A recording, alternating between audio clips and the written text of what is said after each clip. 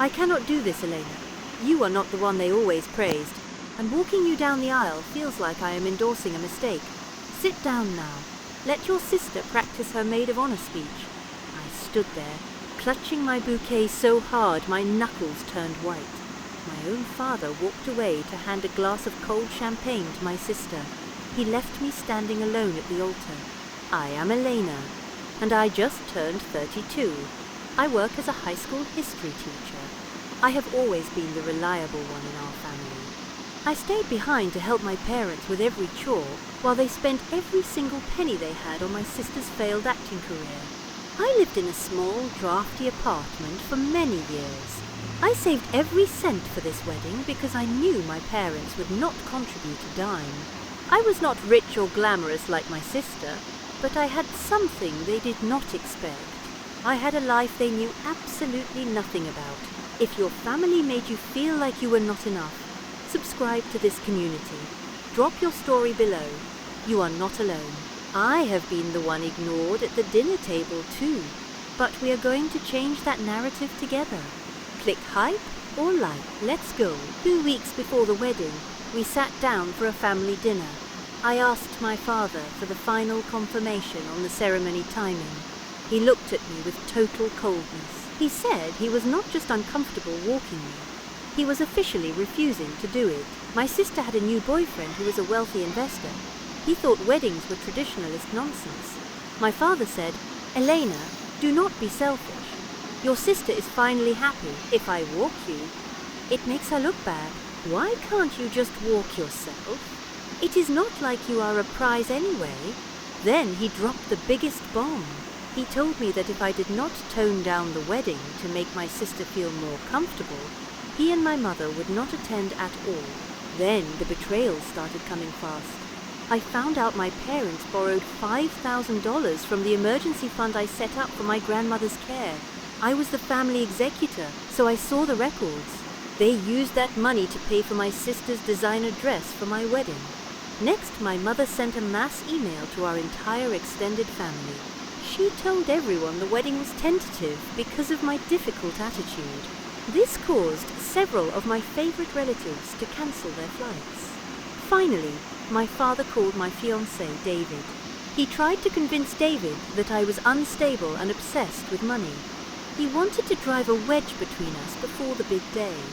I did not cry. I started making secret phone calls. I moved all my remaining assets into private accounts they could not touch. My father thinks I am just a boring teacher. He forgot who I spent every Saturday morning with for the last 10 years. What they did not know was that I was not just checking on my great-uncle Arthur because I am nice. I was the only one who listened to his stories about the law firm he built from nothing.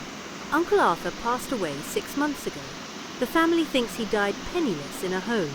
In reality, he left me his historic estate and a huge trust fund. He saw my true worth. Mr. Henderson was Arthur's lifelong attorney and friend. He contacted me right after the funeral. He was disgusted by how my father was treating me. He offered to be the one to give me away at the wedding. We decided to make the reveal much more impactful than a simple walk. My father showed up to the wedding venue on the day of the ceremony. He did not come to participate. He came to watch the disaster. He was convinced I would be walking down the aisle alone and crying in front of everyone. The wedding ceremony was held at a massive, high-end estate. The family had no idea I was the one who actually owned it. The heavy doors opened. I was not alone. Mr. Henderson was there in a sharp tuxedo. He stood tall by my side.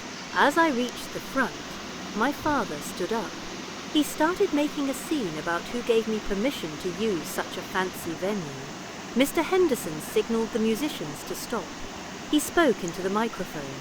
"Actually, Bill, as the executor of the Arthur Jennings estate, I am here to remind you that Elena owns this property. And per the morality clause in the trust, your access to the family cabin has been revoked effective immediately for your conduct today." My father froze. He realized he just insulted the person who holds the keys to his own lifestyle. I did not even look back at my parents. I finished the ceremony and married David. We had a beautiful reception on my own lawn. My parents and sister were escorted out by security when they tried to apologize and beg for money. I realized that day that a father is just a title. A family is something you choose for yourself. I chose to be my own hero. Have you ever been excluded or uninvited by the very people who were supposed to love you most? It hurts to be treated like an afterthought in your own life. Subscribe to join our like an afterthought in your own life. Subscribe to join our community of people who refuse to be left behind and who build their own success. Drop your story below. I want to hear how you stood tall. Click hype to help this story reach others who need it. Your story has power. If you felt a connection to mine, please subscribe and share your journey in the comments. Every hype you give this video helps empower someone else who might be feeling small right now. Thank you for being here, for listening, and for knowing your worth.